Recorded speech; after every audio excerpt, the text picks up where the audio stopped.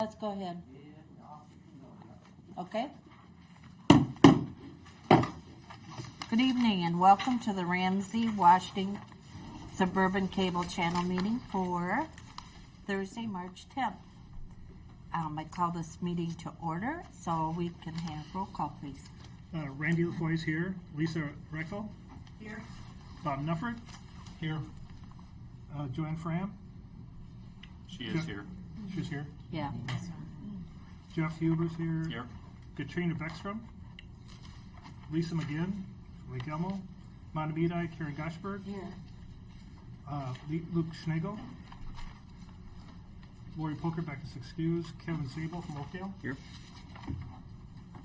White Bear Lake, Bill Walsh. White Bear Township, Ron Den. Here. Luke Machad. Willie Beverly Friend. Here. And Vicki Keating. Okay. Okay, we'll move on to the approval of the agenda.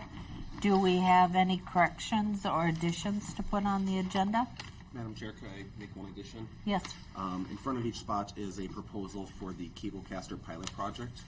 I believe we're going to add this under unfinished business since it has already discussed it. Yep. All right. One addition. With the addition to the agenda under unfinished business, can I have a motion to approve? Second? Second. All in favor? Aye. Opposed? None. Motion carries. We'll move on to the open podium. Do we have anyone here for the open podium? Anyone for open podium? None? Then we'll move on to the consent agenda. Are there any changes or additions or anything to the consent agenda? If not, I'm looking for a motion to approve. So moved, LaFoy. Second? Second. All in favor? Aye. Opposed? None. Motion carries. Reports. Thanks. I know. I just love that thing. Okay. Chairperson. There are nothing. She has nothing under the chairperson for anything, treasurer. Do you have anything, or is everything in the packet? Oh, what do I smell? Anything? No? Me? Yeah. The claims are in the packet. The only thing is, just so everyone knows, the audit has begun being worked on, so Okay. that's occurring. Excellent. Operations update. I think that's in our pack. It's in the packet. Okay, in committee reports are in your packet. If you have any questions or concerns about that. I just want to mention real quickly under the Legal and Policy Committee meeting, we've got one of the things we're looking at is the build out for Grant and Lake Elmo. And there's some notes in here, some ideas we've had, how we're going to divide up the money. And we'll talk about it more in our next meeting, but I'm really looking for some input from other members of the commission or members of the public who might be watching too, what we're going to do here. So I'm looking to Jeff, Lake Elmo, and Jan too. So just wanted to point that out, make sure you didn't miss it. And I might add that everyone should have a copy of the minutes from the Legal and Policy and the Executive meeting in front of them. Are we talking about legal and policy now? Yeah. Then it was also discussed that it'd probably be a good idea to speak with the city managers so they would have an idea of what their city needs in the way of build out. Yeah. Yep. Yeah. Would it be? When's your next meeting? Do you have it scheduled yet? We have another meeting. We just met, so it'll be 2 months. Okay. So. Because anyone that would be interested, like Jeff, Yeah. could attend Absolutely. and hear that. Absolutely. Yeah. Well, they could just let me know the input. Right. That sounds like a good one. Okay, attorney. We don't have any attorney. Do we? We didn't have anything in the packet from the attorney, do we? No. And the cable company, they still around? I don't ever hear from them. Well, No news is good news. well, that's very true. You know, they did answer a couple questions I had about the build out. So Did they? they're still alive. Okay. Did she ever say about coming to any of our meetings? Because Well, she did, she responded, way back. way back when, that they are not allowed to be in-person meetings. They're still doing Zoom meetings. Oh, really? Oh, wow. that's what it is. Okay, That's okay. what she said back then. She hasn't said Okay. anything recently. Well, that'd be nice to have them be able to come in again. Unfinished business. That's you, Kevin. That's me. So thank you, Madam Chair. Sure. The item for unfinished business is a proposal from Lori Polkerbeck and the Executive Committee to consider a cablecaster pilot project. And so I won't go through all of the details since you all have them in front of you, but the crux of this proposal is to evaluate whether there may be a more effective and efficient way for cities to staff their cablecasters. This pilot project looks at moving the administrative processes of hiring, scheduling, and paying cablecasters for, in this case, the City of Oakdale, directly from the Cable Commission. I'm not sure about other cities, but the City of Oakdale has had trouble, maintaining a consecutive or a consistent pool of eligible cablecasters to support all of our meetings. And so we're using this opportunity to evaluate whether it might make more sense for us to move those, or to move those resources under the Cable Commission directly. I'm happy to try and answer any questions. Otherwise, I know there were some notes in the minutes for the Executive Committee as well. Go ahead. So would we be actually then creating a pool for absences and that type of thing? We've had absences before and weren't able to pull someone in just through the cablecaster themselves. So would there be like a pool set up? We'd be able to pull from other cities, for example? For me personally, that would be the hope. Okay. The other question has come up. Is there an opportunity for, say, for the cablecasters that support the City of Oakdale on Tuesday nights to possibly also support other cities on, if they have meetings on Monday nights or commission meetings on Thursday nights. From an efficiency perspective, that makes sense. But also just to have that running list if there is, if somebody doesn't show, or if there's, winter weather or whatever it might be, just so cities and the Cable Commission know who we can reach out to. In Oakdale, I think we have 3 or 4 individuals that we use pretty regularly, but it's entirely possible that they're not available on a Tuesday night. So this program is really designed to be a way for us to work collaboratively and pitch in if something does arise. Yeah, no, it makes sense. The efficiency aspect of it makes sense. It's a pass through to us, and it would certainly eliminate some paperwork from my clerk's table. And as long as I would just ask that all of the cablecasters that come out to Grand have 4-wheel drive. Yeah. Large truck. Right. It's required. Yeah. Maybe a deer bar in the front if you Yeah. could. And I think one of the other advantages of this, it's a pilot obviously, but one of the advantages might be the proof value of SEC to our various cities. Yeah. Exactly. Like I say, it takes things off my clerk's desk, and that's always a positive. There's no reason to pass through those funds back. We'll see how we're going to do this for how many months? Do we 6. 6 months, and we'll see how it goes. Yeah. And I'd also like to say that, the City of Willowny, of course, doesn't use this, but I totally think it's a great idea because you'll be more consistent, it'll be more controlled, and the cities will have better service, I think. So I'm hoping the pilot, it's just going to be a pilot right now to see how it goes before we actually jump into it. But again, we really are kind of excited about it. So I don't know if we need to have a motion to approve a pilot or not. I really don't know. I think Lori was just looking To get the feedback. consensus, feedback, and to find out. Okay.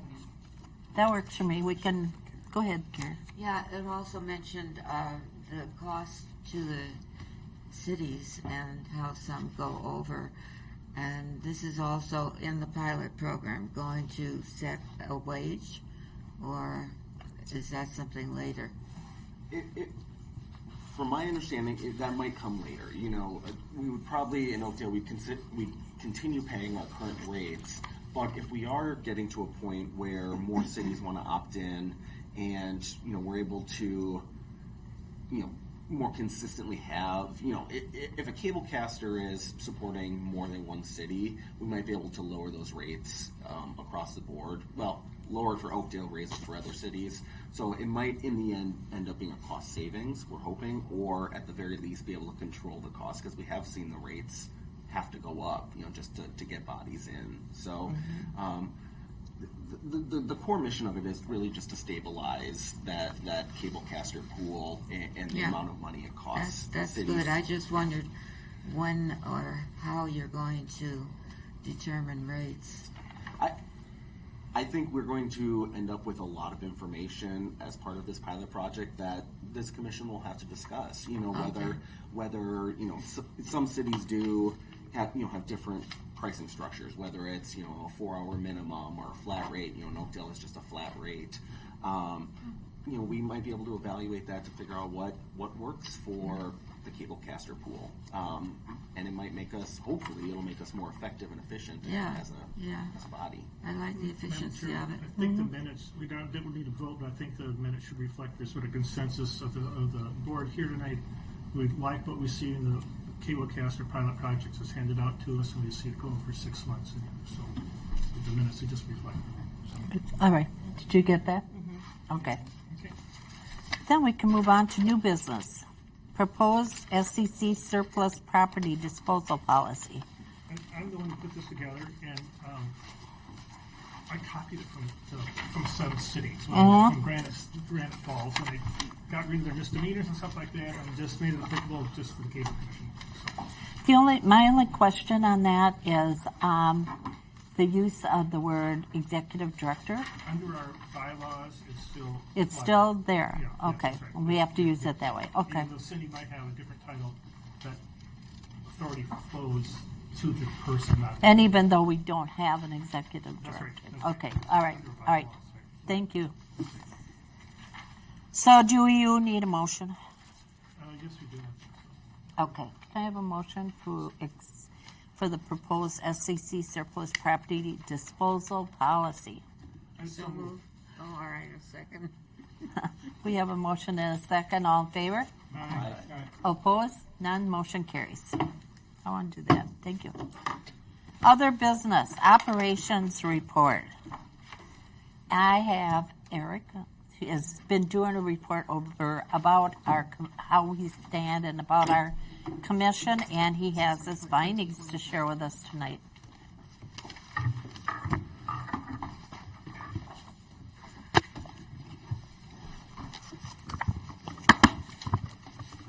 Thank you, Madam Chair. I know they're just passing the report around.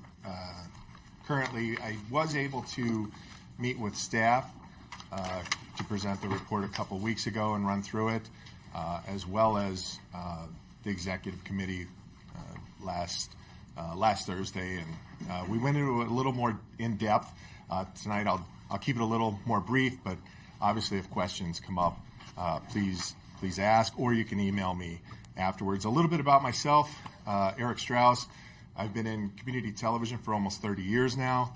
Not only consulting, but probably 27 with one of the large suburbs here in the Twin Cities. And probably one of the things I'm most proud about is outside revenue generation. Last year, my employer, I brought in almost a little over $500,000 in outside revenue. So it's probably one of the tops in the country, but be great to help, get SEC some revenue generation, but that takes time. So, but we'll go ahead and get started. I mentioned I did put this together for the committee. Actually, I worked out of this building for the local origination station about almost 30 years ago. And so kind of have a tie here. I've worked here a few years before I moved on. So I know several of the commissioners, and that's kind of where they asked me about putting a report together. And I did this, for free and no charge, just to kind of help. I want to see SEC with all the changes that they've gone through in Ramsey, Washington, to get moving forward, adjusting to, some new structures. First page, financial outlook. Obviously, you're aware of the financial changes. I just wanted to point a few things out. The previous PEG funding, I have to say, was one of the highest in the nation that I'm aware of.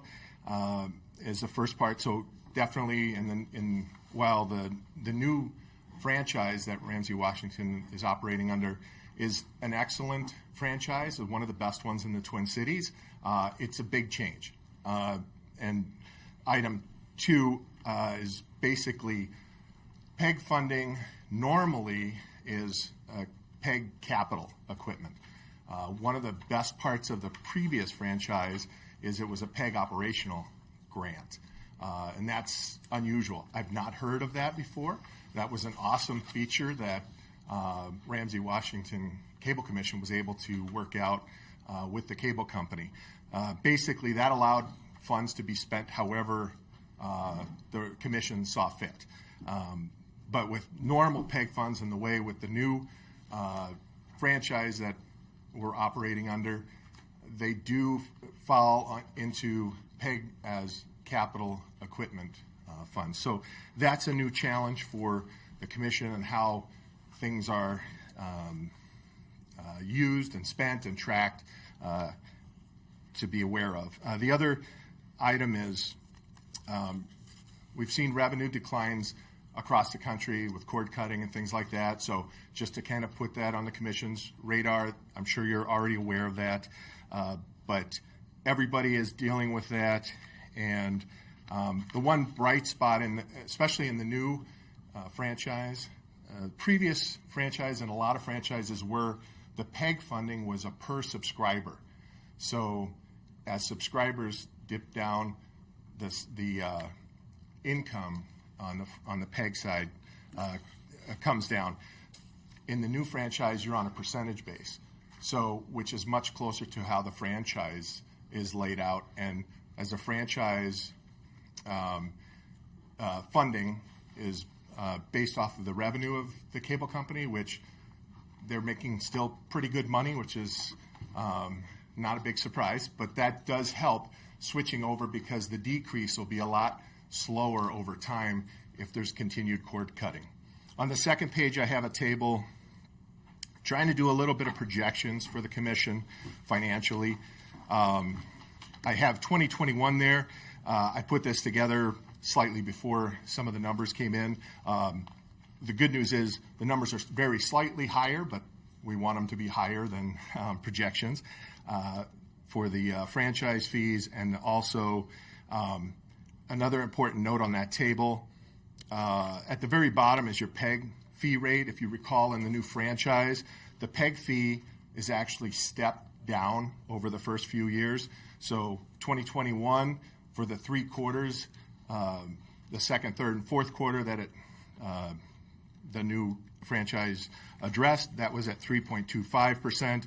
So the first quarter of this year is at 3.25%, and then it drops down after April 1st into the second quarter to 3%, and then you see 2023 and 2024. Finally, 2024, it'll be a constant 2.75. So on the PEG fee line, you'll notice there's, a little more drop for those first few years, and then it doesn't drop quite as much.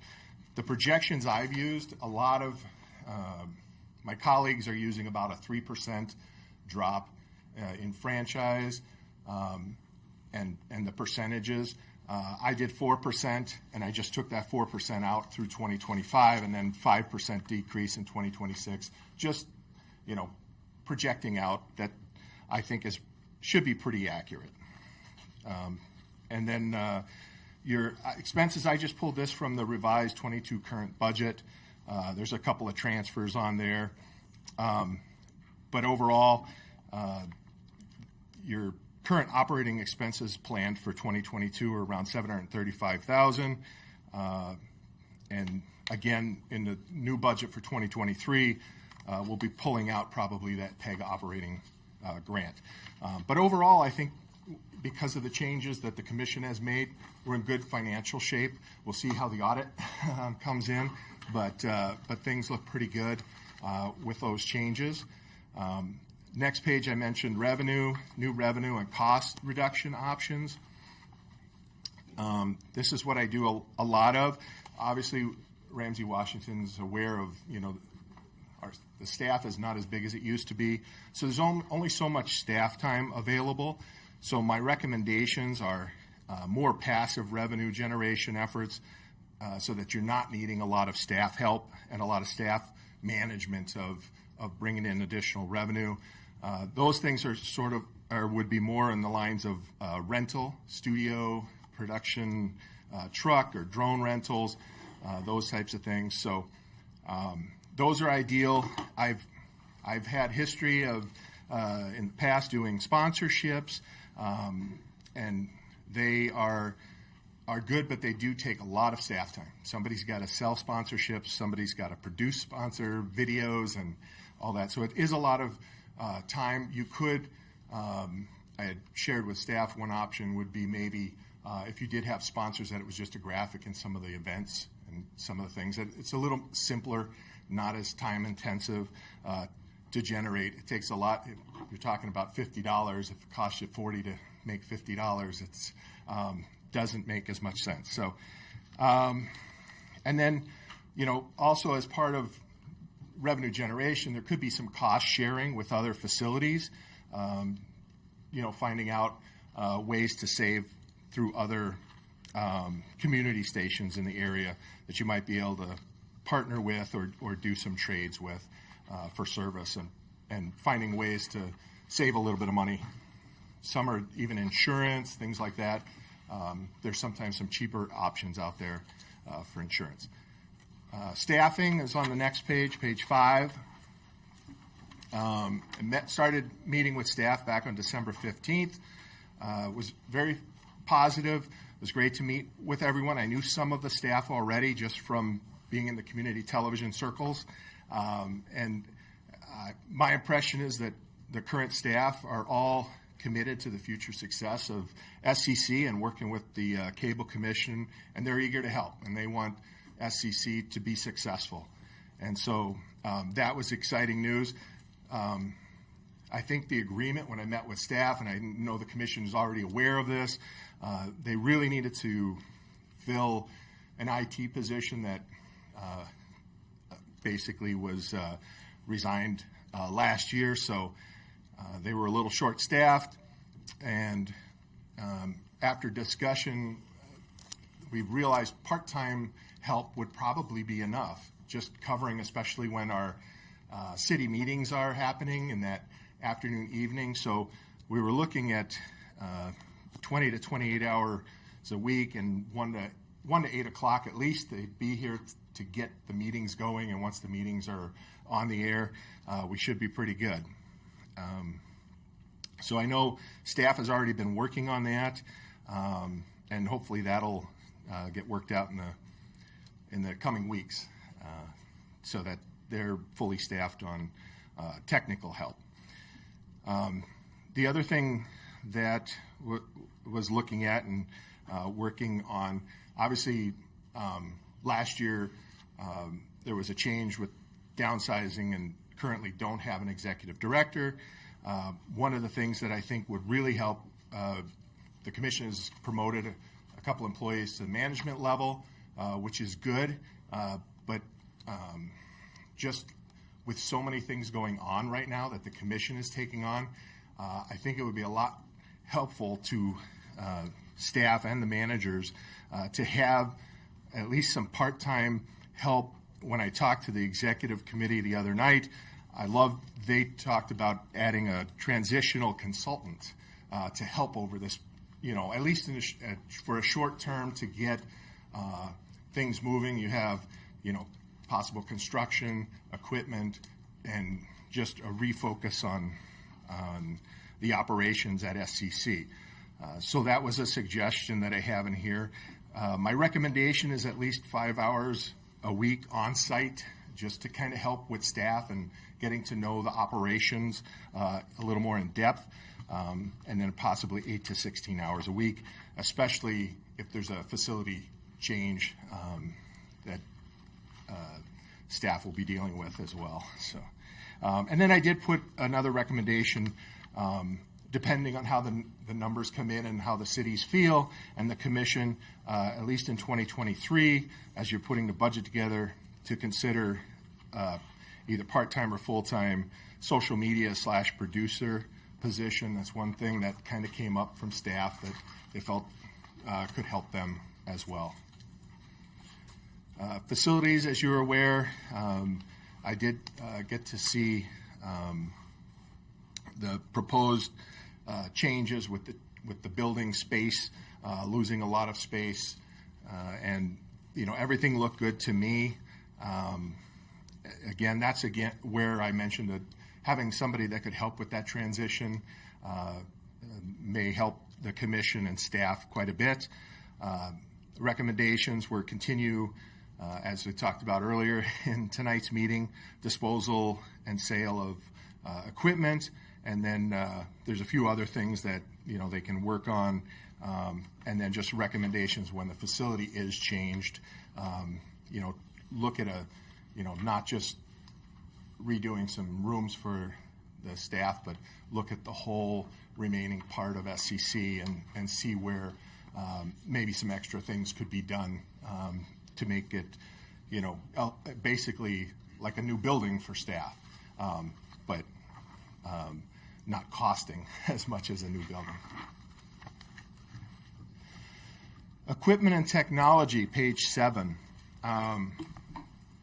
Basically here, good news is most of the member cities that are cable casting, their control rooms have already been upgraded to HD. Now there'll be some smaller little things that'll come up along the way, but the member cities have been taken care of, and so that was kind of, I think, the first step, and the things at SCC, most of the rest of the operations, other than some field equipment, the studio that we're in today, as well as their production truck, are still not HD, and that obviously would be a primary focus. It was kind of what I saw, and what also I got back from staff is the production truck.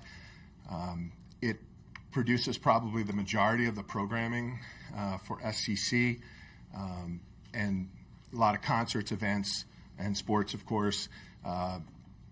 And being able to upgrade the truck, I recommended, if you can do the production truck. I know there was a proposal that was given last year. I don't think.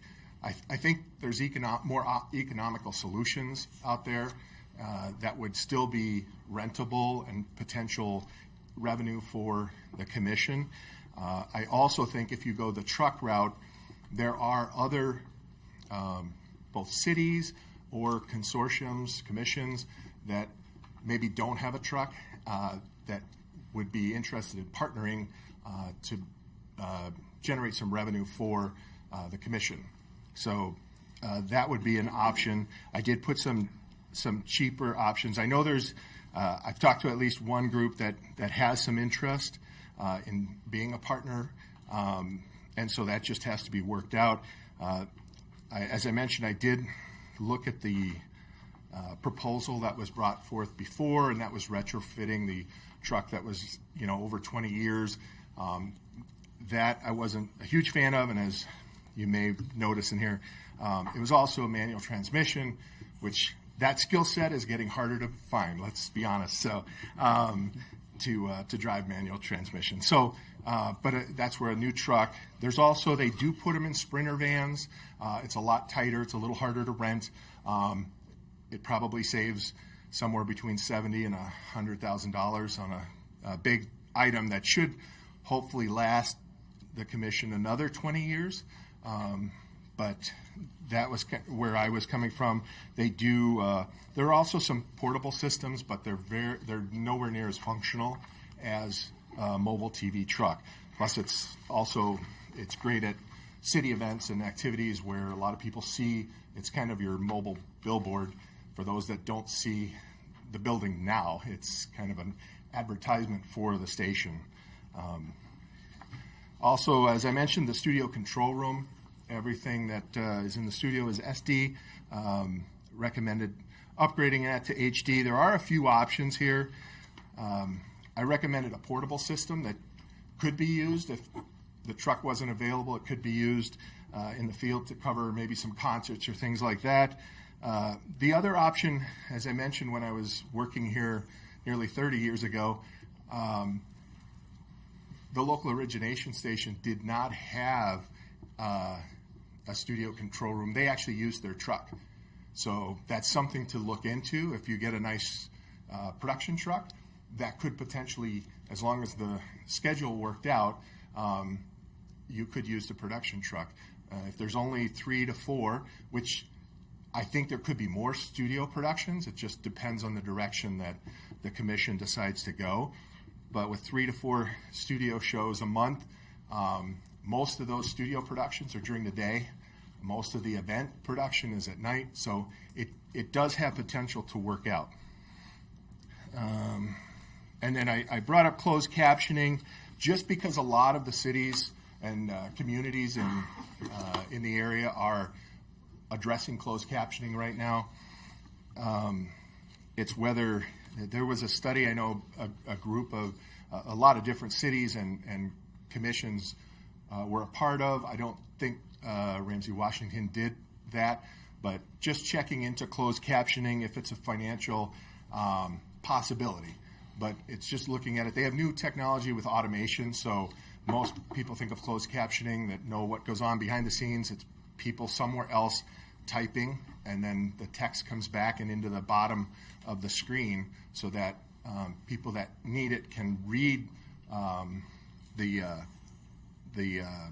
what the speakers or the announcers or were saying on the screen. So it's something to definitely look into. I think the cities would definitely appreciate it, and there might be some ways to. There was some discussion today, one of my meetings about there's potential grants, those types of things that we could look into to help at least with the costs. The new systems are all automated, so you just basically plug in, and when they schedule programs, it automatically captions. So if they're doing a live event like this, we're live, it would be captioning live. So our words would be coming up on the screen, just a slight delay. So it's pretty amazing, and to be able to do something like that. Basically, the commission has to just calculate how many live events they'd have at the same time. That dictates what for the most part, what is needed for closed captioning. Page 9, almost to the end. Programming. Every community station has a little different programming. One of the things I point out, and that's what best serves your communities. And there's, with those staff changes over time, GTN used to be a lot larger staffed, and so there were some interesting scheduling things that were done that have just always been done that way. And so as there was less programming for the GTN, they never changed or adjusted to that. So those are some of the things that I would just re-look at for the commission and staff, and maybe even the transition consultant. So last page. I mentioned, I think, it's obviously up to the commission, but that transition consultant has early on just saw the challenges that are kind of up with both the commission and the staff. It's just a lot of change that's coming to SCC. So I just recommended that. At the very bottom, I changed this from those of you on the executive committee that originally saw it. I originally had like first quarter, second quarter. We'll just do phase 1, phase 2, since we're so far into that first quarter already. But they're already in process on the IT technician, the AVIT technician. Then looking and considering the transitional consultant, evaluate the website and development options. They've had a few things and changes on the website for SCC. And then if you're considering the production truck, I would research some partnerships, like I mentioned. I know there's some interest already from other groups, and then if you can have enough interest and enough partnership as far as money coming in, then it helps make your decisions easier on moving forward on a production truck. Phase 2, just work with the staff and the commission to develop the HD upgrade equipment technology, and some of that can be coming at the same time as some of Phase 1, and then develop a process to remodel the facilities and select a contractor, and then third, you'll be already developing your 2013 annual budget. So, sorry, that's a lot to take in. Tried to rush through it a little bit. If there's any questions now, or Any questions for Eric regarding the report? Go ahead. Eric, thank you for that. The recommendation on the HD truck, you've mentioned several times that there are partners that are interested in what exactly? That's what I'm not clear with. Are we talking about the capital expense of the truck itself and then proportioning out that capital expense to another's usage, or can you? my recommendation would be for the commission to purchase and own the truck, and for two reasons. You control it, but also with your peg changing now to being capital expenditure, even if you don't have all the money up front, you could pull it from another, potentially from a different fund, and then use that capital to say we purchased a whatever expense that is, and then you would work an agreement. Depends on, you'll have different needs from different groups. Some might have additional staff that would want to work on an event in their area. So sometimes it might just be the truck and a technician that knows the truck that would assist, and so that cost would be maybe minimal, typically $3,000 to $4,000. But if you got a bigger package, that saves the other group a little bit of money, and it gives the commission, if they say, well, we'd like to rent it for 25 events in 2023. So you give them a better price, and then you get more consistent income, because the income you get when you rent that out, it doesn't have PEG capital restrictions on it. So that's kind of the nice So feature. you're mentioning the partnership, the partner would be interested would really be a revenue generating partner, someone Yes. who would actually be renting that asset. And in your experience, I believe you said you had raised over $500,000 for other consortiums and other units of cable television here. So is that where most of that $500,000 was generated? Yeah, it's the easiest revenue generator because it's the least amount of staff, and you're also taking that requirement of capital. You're taking the capital that you get in, and then whatever you get out on that rental doesn't have the restrictions. But yes, that's probably 90 to 95% is around trucks. It is. And some studio rentals, but most of it is around truck rental. Okay, thanks. Any other questions? Just a quick, is it okay to share this document with the cities? Sure. Yeah. And- Interested to see. All right. Well, thank you, Eric. Yeah, It you're was a welcome. very good report. Very, very good. Thank you for helping us with that. And thank you for your time to do it, too. The only other additional thing I would say, Madam Chair, if I might, is this is the Sure. first time I've ever seen it. So Oh, absolutely. I'm going to have more questions. Okay, yeah. No, that's- No, it's that's just like right over. now. Right now, it was just to present to you, Perfect. and we're not voting on anything, or, Okay. just absorb all the information. I tried to absorb it all. I know. Didn't get it all, Eric. I know. Mind meld it all? Yeah, I was surprised you only had 2 questions. I kind of was too. Yeah. Oh, good. We're down to our last other business. Confirm roster of the commission committees. And that is the last page, and I did want to make a suggestion.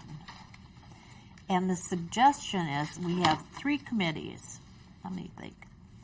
I want to make sure I know what I'm talking about here. We have 3 committees, and I think that we could put the operations committee under legal and policy, because Randy, you chair that anyway. And it would, the reasoning behind it is that we'd be less, we'd have a quorum. Most likely you'd always have a quorum, and that's a problem with some of the smaller ones. You set up a meeting, you don't have a quorum. And so it's a waste of, staff has to come in, food is usually a pizza or something's usually ordered, lights, just the whole thing. That's extra money out of our pocket. So if we put these two together, that's one meeting instead of having two. And it'd still have the same leadership. So I thought that would be a good recommendation. I have to make it to Lori, of course, because the chair makes the decision on these. So if that's okay with everybody, how's that sound to you, Randy? Because you're in favor of it, yeah, because it's one meeting instead of two. well, I'd kind of like it too, because then I'd be part of another group, and you'd have more people, more opinions, and I think too, when these committees were set up a long time ago, we had 24 staff members. Correct. All sorts of things going on. Now it's much more leaner. and less city members here and stuff. So, yeah, I think that I will go back to her and tell her that it was an agreement on that. So there's only one last thing on the agenda, and I look for a motion to adjourn the meeting. So moved. Second. All in favor? Motion carries. Meeting's adjourned. Hey, Cindy, do you have minutes?